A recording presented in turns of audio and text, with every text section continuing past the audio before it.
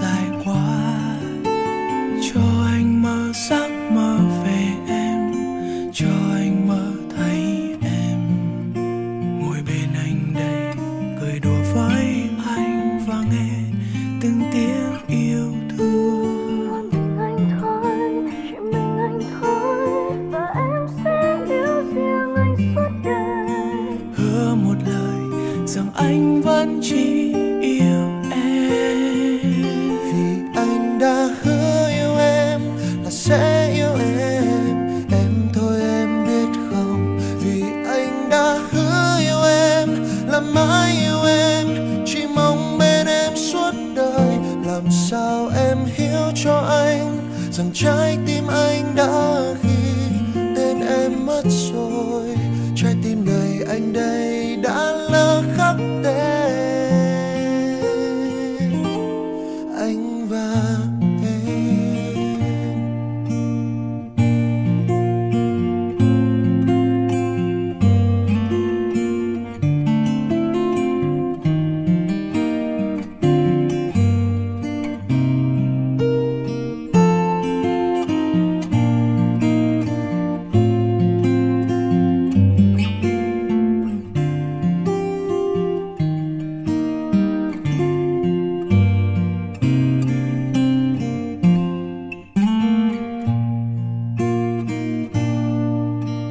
Đêm nay không có em, đêm nay không ánh sao, đêm nay anh với anh mà thôi. Một đêm ngôi sao dài quá, cho anh mơ mơ về em, cho anh mơ thấy em ngồi bên anh đây cười đùa với anh và nghe từng tiếng yêu thương.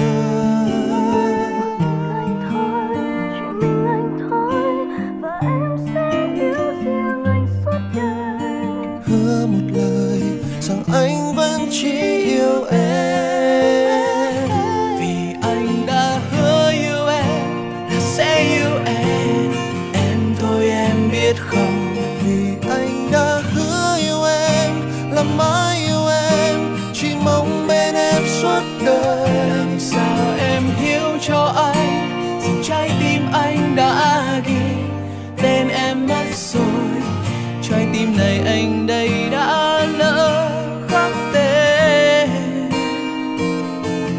anh và em, Vì anh